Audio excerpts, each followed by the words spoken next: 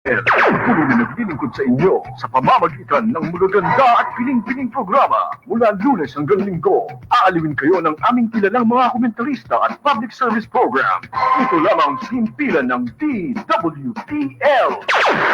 The proceeding program expresses only the opinions and views of its respective block timer, producer, radio announcer, writer, and production staff, and does not in any way reflect the views of this station. The station has advised the programmers to abide by broadcast laws and KBP rules. Every Saturday from 1 to 2 p.m. Let's all listen to your TDJ Perez, Safety Sales Advocate on air.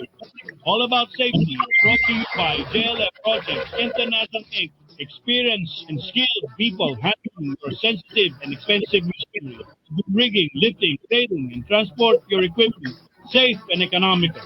If you think safety is expensive, try an accident. Or you could call on them at j.ferrer@jlftransport.com.ph or 0917-862-4992.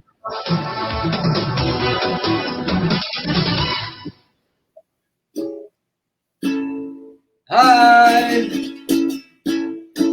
When you're smiling,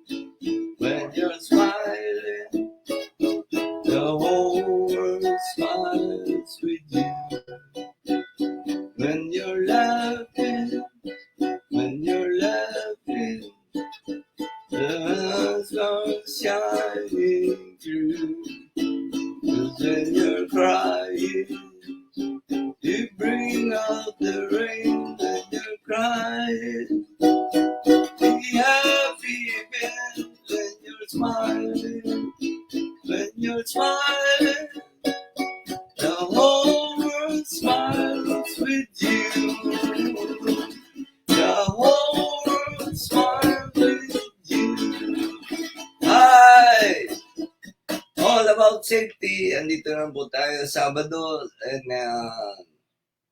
And unfortunately, di natin makakasama ngayon si 𝐂𝐚𝐭 at pagtiyagaan nyo na lang po ang inyong abang lingkod, Brad Pitt po, para sa All About Safety in today's February, ano ba ngayon?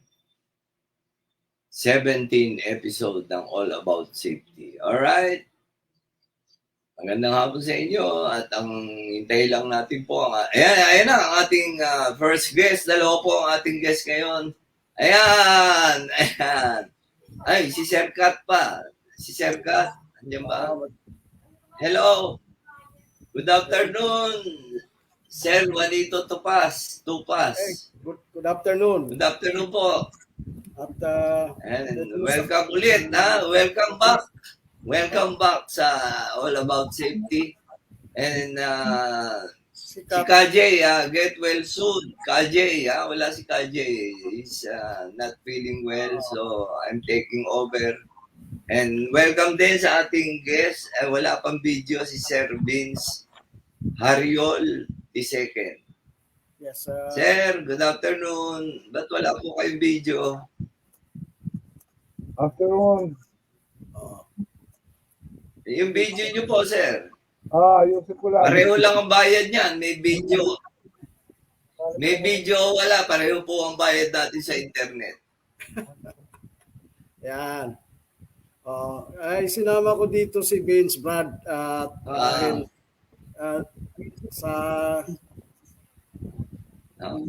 dahil ang kanyang experience sa power plant inspection ay napakalawak. Okay? Siguro Ayan. isan natin. Ayos yan. Oo. Pwedeng sabihin naman ni Vince yan kung ano yung kanyang experience. Mamaya, habang hinihintay natin si Kat, na siya namang Si Sir Kat. Paging Sir Kat, please. Pasok na po kayo. And andito na ang ating dalawang guest, si Engineer Tupas and Engineer Hariol. Yeah. And yung anak niya. Nakakroma kayo, sir. Nakakroma kayo. Sir Vince. Asan ka ba ngayon, Vince? Sa Cagayan? Sa Ayan. Iligan? medyo choppy yung dating nyo. Baka nasa iligan si Vince. Malayo ata si Sir Vince. Anyway, baka nagtataka yung mga ating regular, mga suki dito. Wala si 𝐂𝐭, wala po si 𝐂𝐭. He's not feeling well and pagtiyagaan nyo na lang po ako. Si Brad Pitt po. And ang guest po natin, si Engineer Tupas and Engineer Hariol. And meron pang isa, si Sir Kat, ang ating paboritong guest. Ang ating, naka-monitor si Sir J sa atin. Ang ating topic ay about nuclear power. Okay? Habang iniintay natin si Sir Kat, nagpadala ng mga tanong si 𝐂𝐭. Ito, unang tanong niya, medyo mabigat agad ha. So, ayan. Why is it important to have nuclear energy at this time? Ayan, sa panahon ngayon, or baka dati pa, kailangan na natin. Hello. Anyway, wala tayo. Ayan na, si Sir Kat. Hello, Ayan. Good afternoon, Sir Kat.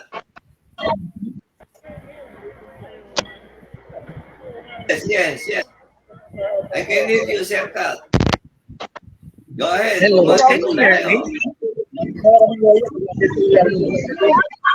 Yes. Go ahead, Sir Kat. We can hear you.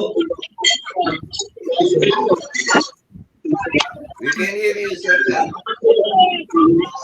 Medyo maingay dyan sa lugar mo. Hello. You can hear me? Yes, Sir Kat. We can hear you and your company. There are a lot of people there. Are you having Christmas party there?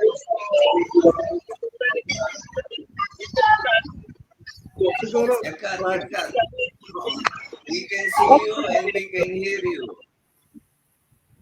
O yan, di bale, habang inaayos si Sir Kat, yun yung tanong, why is it important to have nuclear energy? Is it important? Let me start. We can go around the screen around your resource speakers, Brad. I'll start by saying, okay, ever since maybe before I left for Dubai, the nuclear power plant was already an important subject discussed, right? And right after I left the Philippines in 1986, unfortunately, they decided to mothball the nuclear power plant, right? But the importance of the nuclear power plant is really triggered by the oil embargo in the 60s and the 70s, right? So, our president at the time, the father of Bongbong, has decided that we should decide to go nuclear power plant. So the nuclear power plant started building in the late 70s, and I was one of mid-70s, right? Engineer. Kat is also one of them. And at that time, probably working for International Atomic Energy Commission. But the important is that we need to find alternate from oil, coal, and gas, right? Because we are susceptible. We are susceptible to embargo. We are susceptible to sudden price increase, including, right? Including the geopolitical tension now in the West Philippine Sea. Plus the fact that only nuclear power plant can supplement the base load requirements of the country. Right? That's my take on it. I have to ask Kat. I have to Vince. Yes, I agree with that. Go ahead. Yes, Yes, as I early as agree. 60s, naiisip na ni President Ferdinand Marcos na we have to be self-sufficient sa ating power needs. So, na-establish na yun. So, 60s pa lang, meron na tayong preparation to self-sufficiency. Parang yun ang direksyon ni McCoy dahil nga doon sa problema. So, yung tingin niya, yun ang solusyon. Sir Kat, Yes. how important it is to have nuclear energy now? Yes, actually, so what June was saying is very true because it is needed for our energy security. All of those renewables, yung mga solar, mga wind, biomass, tidal, they cannot supply the demand Hydro. of the country. Okay? Now, it's good Yes. that we have geothermal and hydro. But even the geothermal and hydro, which are considered as conventional, they cannot really satisfy the demand of the country, especially in the future years. And we must have this very important of energy security. Because as you know, these fossil fuel, the oil, the coal, and the gas, they are now becoming very, very expensive. Very expensive. Yes. And And- another thing, all of these fossil fuel are causing this climate emergency. So we have a choice, really.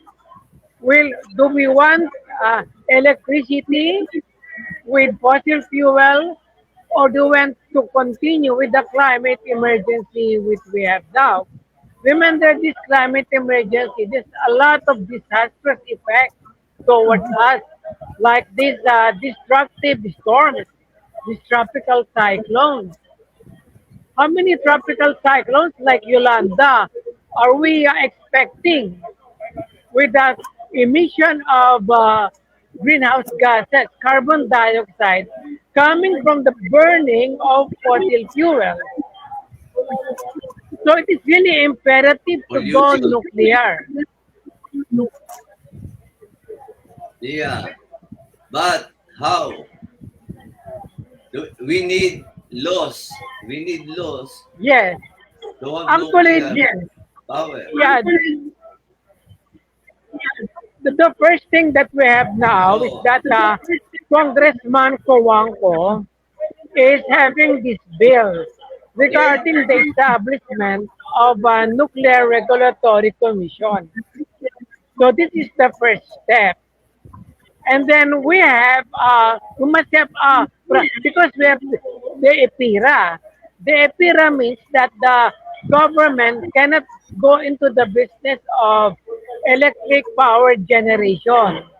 So there must be a private entity who will likely establish a partnership with the government. So there must be a private company which is willing to take the risk of going into nuclear. So this is very important, the regulatory Yes, sir. commission. Sir, nabanggit niya yung EPIRA law, no? Nabanggit niya yung Oo. EPIRA law. Oo. Itong tanong ko po para sa inyo, itong tanong ko po para sa inyong tatlo. What is your take on EPIRA law? Actually, Is it good the or bad for the people? it is For the very people. bad for the people because pataas So- ang pataas yung electricity rates natin eh. You know, Yes. before, all of this power generation and transmission are under the government, under the National Power Corporation. I worked with NAPOCOR As for it should 20 be. years. Yes, because the motive of NAPOCOR is service, not profit. So we don't care Yes, whether we are that's going what- to. We don't care whether we're going to lose or be profitable, because as we know, ang electricity tubong nilugaw yan. Public service. So what Public service. IPIRA did, what IPIRA did is to deregulate it. Meaning it took away the national monopoly from the National Power Corporation and brought it to the private sector. The motivation of private entities is profit, not service. Yeah. Okay? So you can Business, not easily do service. this. Yes. Yes. So how do you increase your profit? Service. You can increase your profit if the demand is greater than the supply. Di ba? This is basic law in economics which we learned in high school. Pag mataas ang demand at mababa ang supply, mahal ang presyo. Tama ba? Okay. Pag mataas ang supply at mahina ang demand, mumura yan. So what these private entities are doing is make the supply equal or lesser than the demand so that the price will be high. In Apocor, we don't have the motivation for profit. Ganon. Kaya nga, right now, magpapatayo lang sila ng power plant para lang maging equal o kundi lang ang kanyang angat sa demand para palagi yung price mataas. At may tanong lang ako dyan, Kat. Siguro bago ko sagutin yan, merong gustong sabihin si Vince patungkol siguro sa pagka-experience niya. Imperial tungkol sa siguro. Yung tanong Sir Vince. Ang pagkalam ko, yung Imperial came to be because at that time, we had all those brownouts. We didn't have enough power supply. The government, the government had no resources to expand and build the power plant. So they opened it up for the private companies to open. In fact, yan na yung pumasok yung mga barge. Because really needed at the time. Panahon ni Ramos to, no, sir? Yun ang, Sir, panahon ni Ramos to, no? I'm not sure, but I think that was the time that they thought that they needed the Israel to allow the private companies to come in kasi hindi kaya ng government to supply. Now, what I'm saying is that at this time now, that law is out of, it's not relevant anymore. Yeah, because so we should abolish the result is we have the most expensive power device in the whole of Asia.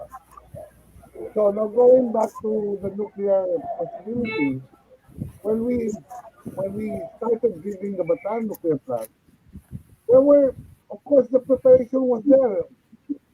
Some laws were created.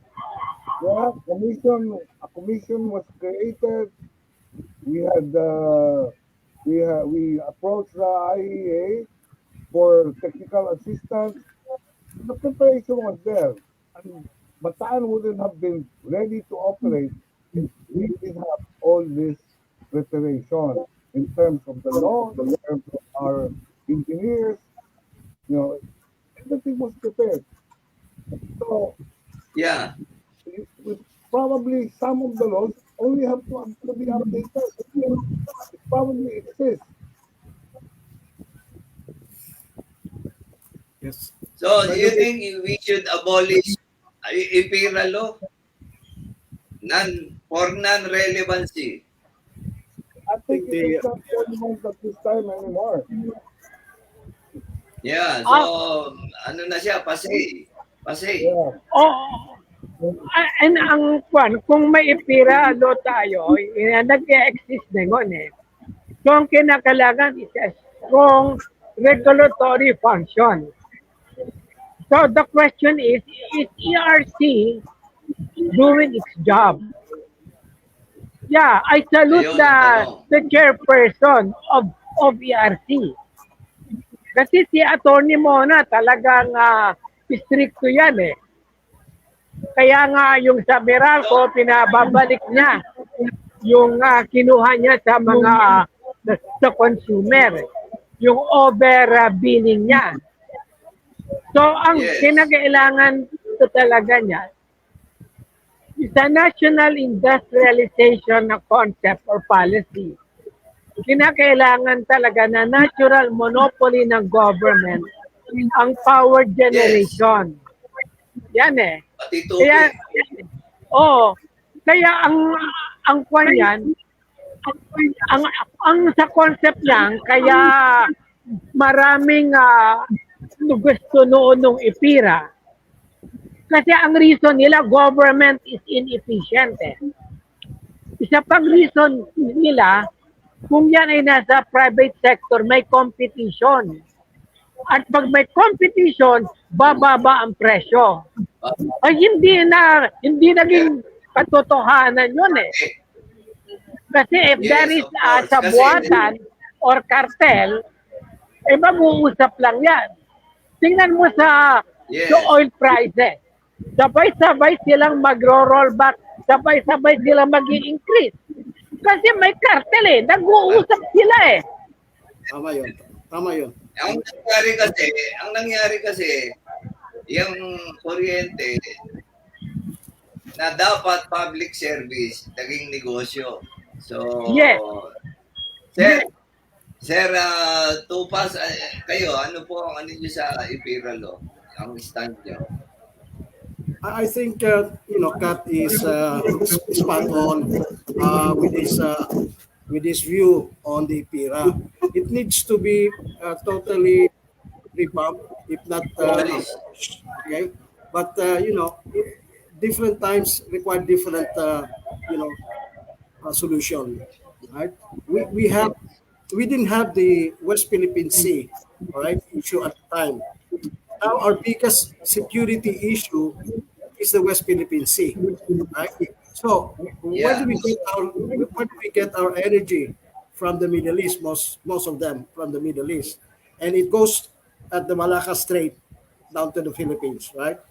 Now, if we have conflict, right, in the South China Sea, we're kaput. It's gonna be no power for I don't know how many days or months, right? But the solution, which was thought many years ago, was really operate a nuclear power plant, which is really something that we should have done, just like the subway, many years ago. Can we operate the Bataan Nuclear? Kunyari, may batas na po. Kumusta po ang status ngayon ng Bataan Nuclear Power Plant? Can we run it kung may batas na? I think there was a... Can I take this? There was a survey made by Korean Nuclear Energy Corporation, the Russian... and then the Korean viable or feasible good results of their survey. Yeah. Hence, they were able to provide us with probably a brief summary of their survey. I've not seen the detailed survey report, but they say they could rehabilitate the nuclear power plant, and it's really easy. All we need to do is to inspect the materials and equipment in the plant, right? We have the material certification. We have the test records of all those equipment, and these materials are not going to just corrode it, but they can be tested. We have different means or methods of inspection and testing of materials.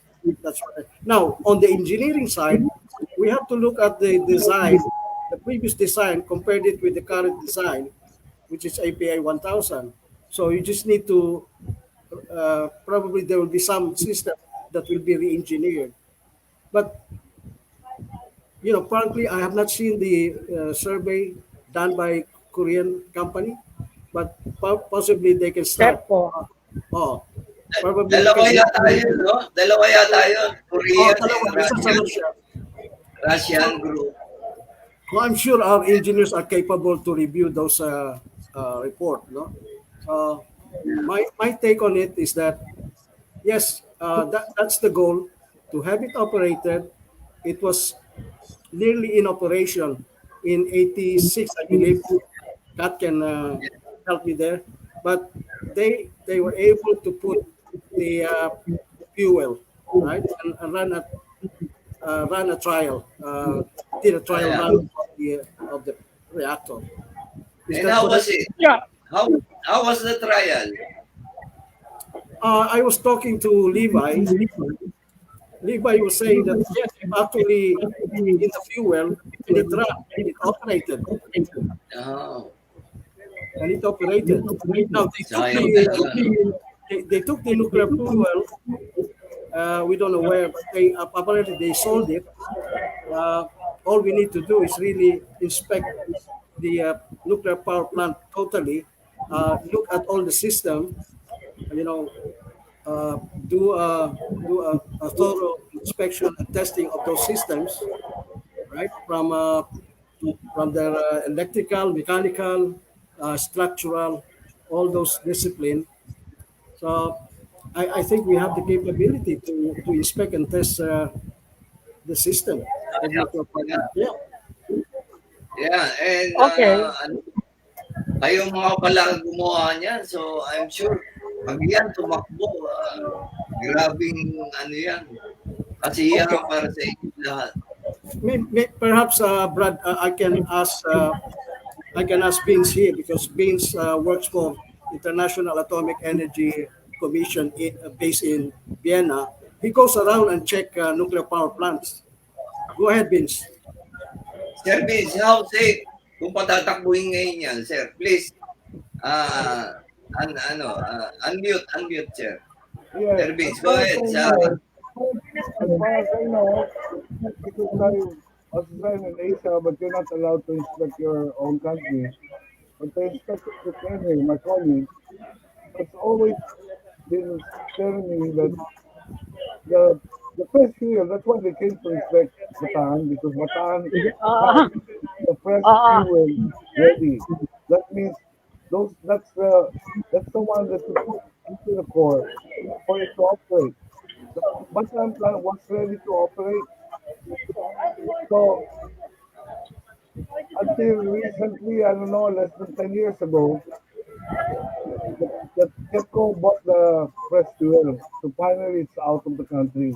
It was already sold back. So basically, in order to operate Bataan, you have to check the safety precautions again. But another information is that we are spending millions to maintain the plant. Yes. That is control the temperature, control everything has to be controlled. So I would assume that all the equipment are ready, but of course it has to be upgraded now. Technical innovations have probably been introduced. So, review the safety measures. The IAEA will probably inspect it for safety and for other regulations. And then, as being said, we might have to create the commission again because the PIKE was the one that was the government instrument in the preparation of Bataan. But it was also changed now to a different commission. So, we just have to prepare again. But the plant, I think, is ready to operate. I mean, not exactly ready, but it has to be upgraded. And then basically, all the transmission lines have been converted into cookwares already. So transmission lines are probably non-existent now.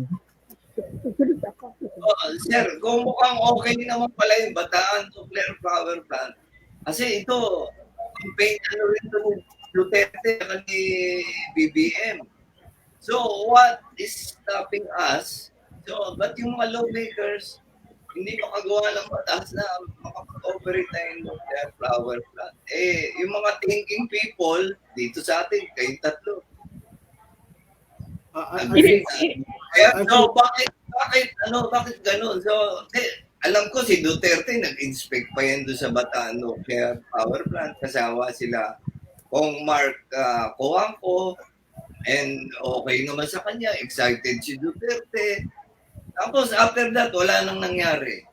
Maraming forces ata na against us na magkaroon ng nuclear power plant.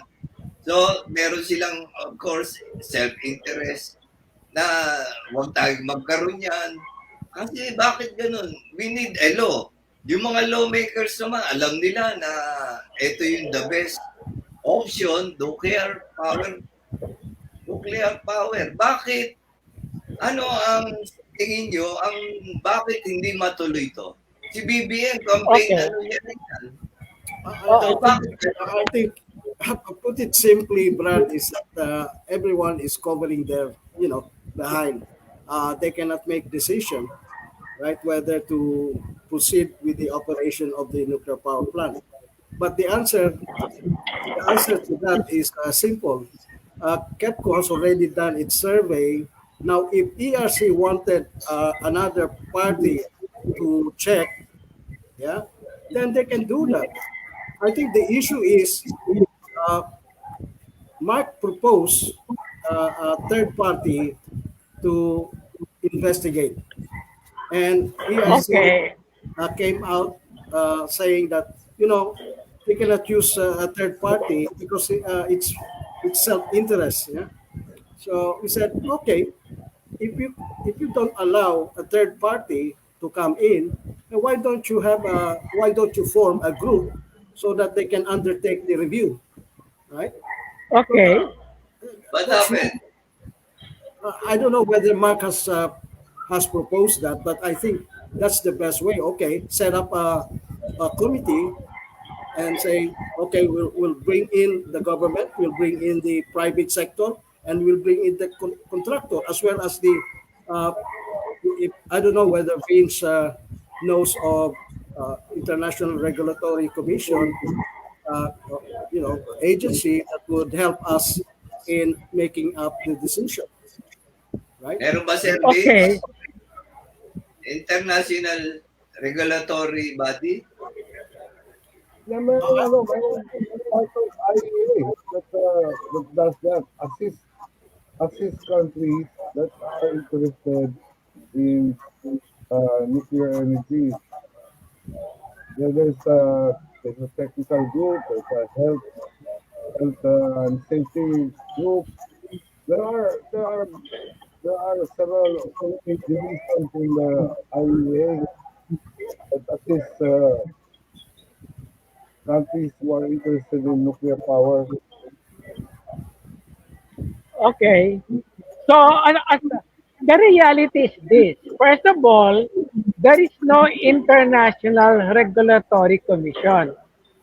There is what we call an IAEA, International Atomic Energy Agency. This is an organization under the United Nations, and they are there to advise. And they are also there to implement the non-proliferation Treaty of the UN, the NPT, Non-Proliferation Treaty. Okay, ang IAEA, nagawa na dyan ng dalawang authors. I think Vince is familiar with the concept of authors. Ito yung mga review process. Ang 𝐸𝐴DCO sa Korean, 2 beses na rin nata. Saka may nagpunta pa diyang Rostom galing sa Russia. But these are way, way, way back ago. If we want to operate the Bataan nuclear plant, it needs a major renovation. For example, puro analog pa dyan eh. now is the digital. It needs a lot of updating of almost everything. Saka yung ibang mga equipment dyan, na-salvage na, kinahoy na eh, ng ibang power plant. Yan ang source nila ng cannibalism eh. So, ang question dyan is, are we going to operate the Bataan nuclear plant at ease with all of those major weaknesses? But Or additional, or are we going to build another one? Which one is more cheaper and viable? Yan ang question dyan. Can I Which is interject? more practical. Can I interject? I think they have discussed this issue a long time ago. I think the issue is more on time, right? Now, if we decide to operate the nuclear power plant, it will take 3 to 4 years to operate. Now, Korea has already made an assessment that they can do the rehabilitation for $1 billion. Now, let's look at if we have to purchase a new nuclear reactor. It would take at least 6 to 8 years to complete. Yeah. Right? Now, there's the option of a small modular reactor, but the design has not been finalized yet. Right? So, really, we're stuck with the decision whether to operate or not. My take here is that do we have to wait when there's another conflict in the Middle East, when the price of oil start to go up? Because remember, we are spending a lot of money importing oil and gas, right? So if we run out of gas for two reasons, conflict in the Middle East and conflict in Southeast Asia, in the South China Sea, then we're done. We're finished. We're doomed. Yes. For how much? How much are we talking about? $1 billion? That's chicken shit, you know? Yeah. To me, you have to make a decision, the same decision that South Korea did. We're going to go to that direction. We're going to operate a nuclear power plant. That's the same decision making made by UAE and Saudi Arabia and even Bangladesh. You know, sir, we are against time. No, And the problem with our government, I'll tell you now, government, is that there's too many cooks, there's too many vested interests. You got the Aboitis, I'm sorry, Mr. Aboitis, but you are protecting your interests, right? And we have the coal, all right, probably by DMCI. So, they have to come together and make a decision to run the Bataan nuclear power plant. Kami nila naghirap din dyan. Naghirap kami dyan. We started it, we were trained. Why all of a sudden stop it? so, yun na nga, sir. Bakit hindi matuloy yan? Ano po ang mga dahilan? Bakit hindi gumawa ng batas? Nobody takes a decision. Nobody wants to burn their ass. That's the problem. Basically, when Korea Filipinos started, it was basically for political reasons. Anything that Marcos built has to be stopped. And then from then on, it is becoming a political liability to say that you are pro-nuclear. So you can see that nobody from our politicians, only very, very few, headed by 𝐂𝐚𝐭, who is promoting the idea of being a nuclear-powered country. So, most of these, takot matatakan na pro-nuclear. Wala naman masyadong anti-nuclear movement ng Pilipinas. So, takot sila. Alam mo, Brad, nakakatuwa sa atin, ha? Alam mo ba na mayroon ng nuclear ang cellphone ngayon? That China has manufactured, is creating a beta voltaic cellphone, which is made of beta particle, nuclear yun, pero it cannot harm, it anyway, but nuclear power plant, nuclear energy is all around us, huh? Yes. So, how many, sa China, ilan po ba ang I nuclear think power plant? I think they have around about 15 to 18, but I think it's going up to 24 to 30. Wow. Oo. And, Now, takot tayo. there's an increased demand for nuclear. The reason is simple. Price of oil is going up and it's depleting. Yeah. And then the issue on emission.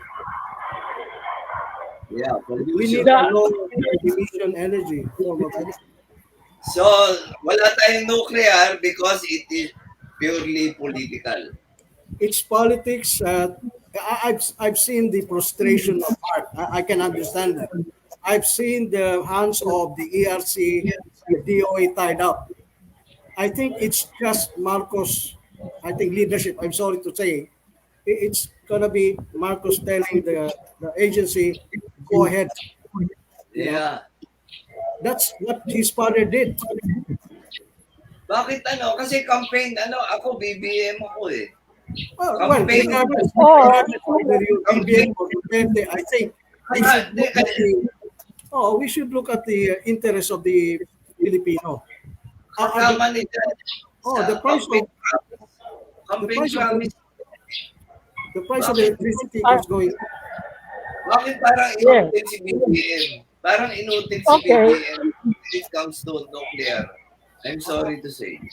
Well, It's like this, because of when I answered that, because of the restriction of EPIRA, government cannot enter into the power generation business. We So ang abolish it. even there is a policy, even there is a regulatory commission on nuclear power, ang kinakailangan is private initiative. Ngayon, itong Aboitiz sa San Miguel, nagsha-shopping na sila ng small modular reactor. Kasi as you know, papasok lang ang mga private business kung ito ay profitable. So ang question niyan, profitable ba ang nuclear power? Ano ang risk involved sa construction and operation of nuclear power? For example, yung question, is nuclear power cheap? Paano yan magiging cheap if we don't have the human resources and the material resources to support the construction, operation, and maintenance of nuclear power plants? Bakit? May mga nuclear engineers ba tayo sa Pilipinas? Kami yun eh. Ngunit kami nagkakamatay na. Okay. Remember, we spend the prime time of our lives to study and to prepare for the operation of BNPP. Matatanda na kami. Halimbawa, nag-aaral kami ng nuclear engineering. Dalawa sa classmate ko nakagraduate. Yung isa, namatay na. Yung isa, hindi ko makita. Okay? So, kinakailangan natin dyan, mag-develop muna tayo ng infrastructure to support the construction, operation, and maintenance. Unang-una, dapat ang university natin merong program sa nuclear engineering para hindi na tayo mag-ahar ng very expensive na mga expats. Pangalawa, dapat magkaroon tayo ng national industrialization para yung mga pangangailangan, mga spare parts, mga materials, mga steel vessels, ay dito na gagawin sa atin. In that case, mumura talaga ang nuclear power. If you consider yung small modular reactor, then there will be less construction. Am I correct? Kaya nga ito ang pino-pursue ng mga private businesses like Aboitiz and San Miguel. Nagsha-shopping na yan eh. Nandun na sila sa US saka sa China o sa Russia o sa Korea. Maybe that's the reason. Yung preparation in terms of sinasabing university that should offer programs, basically, it is the government who should set up the program. If the government decides to promote nuclear power energy, then everything follows. The university will offer nuclear courses, engineering. Because now, if you offer it, why should I offer it when nobody's interested? Why would a person study nuclear engineering when there's no future for the career in the Philippines? But the way you started before, that's how it should start. You know, how did you prepare? You didn't just become a nuclear physicist or, you know, instantly. We were also prepared because there was a program. Well, Yeah. there was a program to put bataan, to operate. We had the research reactor to train. In fact, most of my colleagues from Southeast Asia were trained in PAE because we were the first one who had this research reactor, and it was operating until recently. So, you know, Grabe. operation, as long as the government makes it a part of its energy program and plans for it, then everything will follow. Yeah, so nasa gobyerno po talaga kasi yung mga policy niyo sa Hindi. energy. Okay, we must understand the system that we are in. What the government can do is only to establish policies. But the initiative, because we have this kind of system, the capitalist system, will come from the private sector. Sila ang How mag-i-initiate. did Ang Japan, how did ibibigay lang, Korea, how did Taiwan start their nuclear program? It's all government. because they Government, have a yes. strong state planning. Yes, They have a strong state planning. yes, The government can intervene. Yes, in this country, all of the government. Development plan, that's the government. That's NEDA. yes, the government can only initiate policies, but it is the private sector who will do all of this. Because meron nga tayong ipira eh. Na the power generation is in the hands of the private sector. Japan, France, all countries. Lahat. Government corporation, government owned. It's only now that Japan, you know, started selling drugs to private companies. But they all started government. Government Tsaka, run. I think that IPIRA law is, Korea, I think all those I think- programs I are think, initiated by the government. yeah, I think Okay. that IPIRA law is a stupid law now. Yeah, I think In, the law in anyway, our situation now. Yeah, the law kasi, is created by the government. So the government can also The IPIRA law is a product of the neoliberalism policy of the government, as dictated by other countries. It was Congress. It was a legislation. So it can also be another legislation can also be made to change it. Yes. so, What the government can do now is to offer scholarship in nuclear engineering, either here or abroad. I think the UST is doing that. Let's start from human resources. yeah, pero ang mangyayari, wala naman silang i-operate dito sa bago FW rin yan. Sa abroad din sila magtatrabaho kasi hindi nila Hindi. mapapractice. Yeah. Sayang na. If we have the Philippine Energy Plan and the Power Development Program, the PEP and the PDP, and if it is strongly written on that, written in stone, that there will be nuclear power, for example, in the year 2028 or 2030, then ang mga estudyante natin, kukuha sila ng nuclear engineering. Kung makikita nila na nuclear power is a component of the Philippine Energy Plan and the power development programs of DOE. Ilagay lang dyan ni Lotilla yan. Maraming Yes, so, kukuha ng nuclear engineering.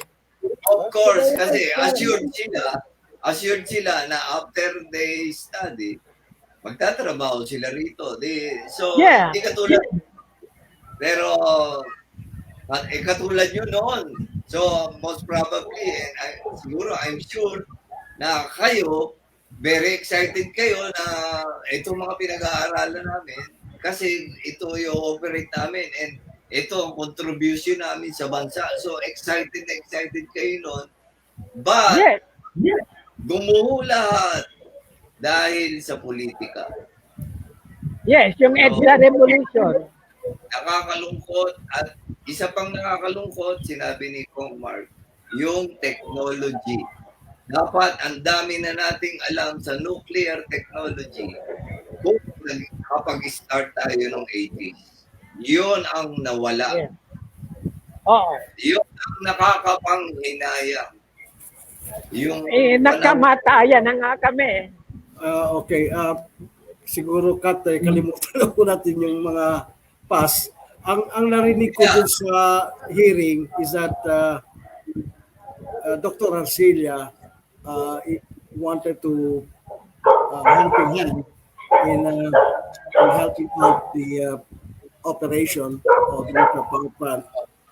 I think there was also a push to get the policies and procedures for this program. And also the private sector. I think probably we don't know a lot of them, a lot of the details, but for sure what Kat is saying is that there are already private companies going around and looking for the small modular reactor. Whether they have completed the design, I don't know. There's one new scale. I think the new scale design would probably, I don't know, Kat, is it complete now or wala pang na-approve ang NRC ng Amerika para sa iyo. so that's the other issue. Do we have to wait or just go ahead and rehabilitate the Bataan nuclear power plant? Because I think if you're going to spend $1 billion as opposed to importation it's plus worth it. pollution, I think it pays the $1 billion cost to operate it.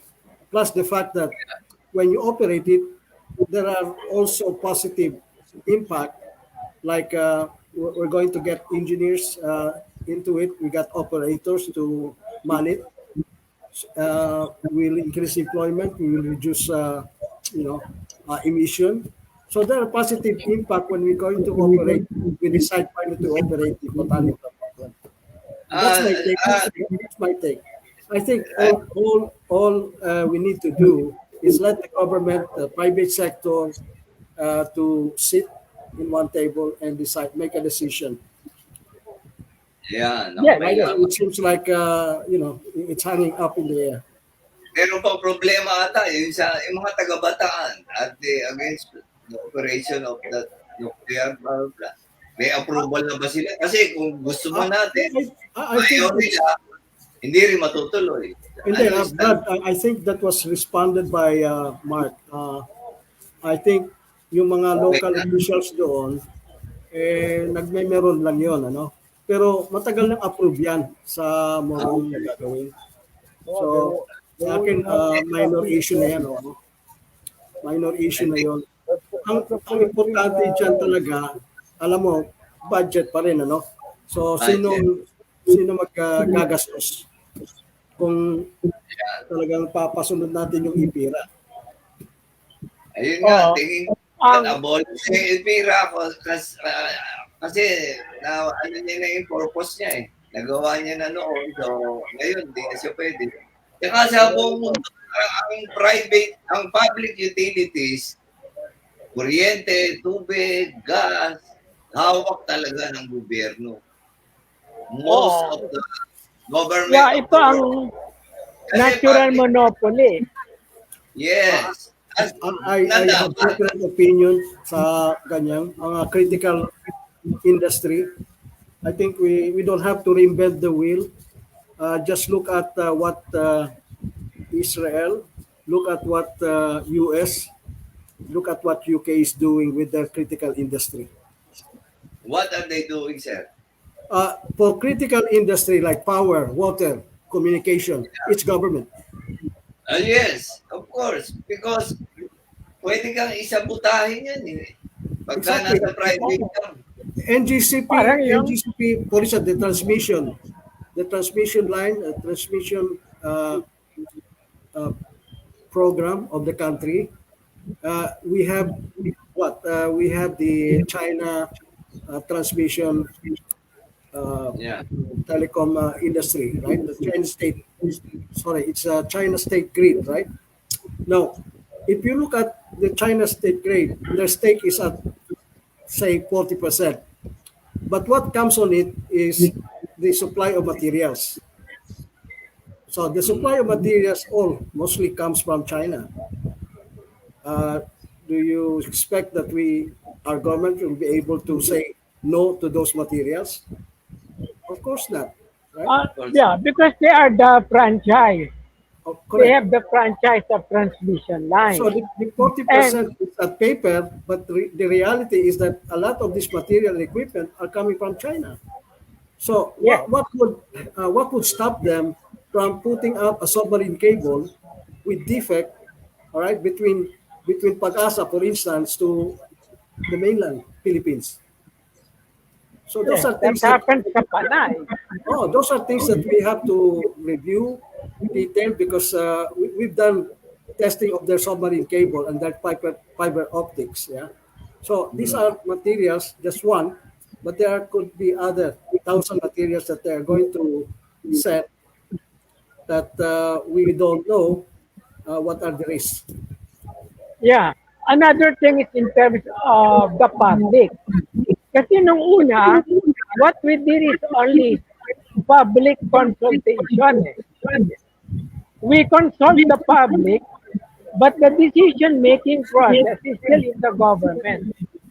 So Yeah. there must be a public involvement, not merely consultation or participation, but involvement.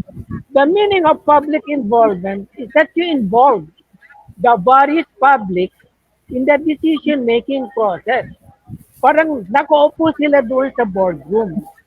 Because we have learned our lessons on how not to do it with the PNPP. You can Kaya ang short kailangan talaga naman public involvement.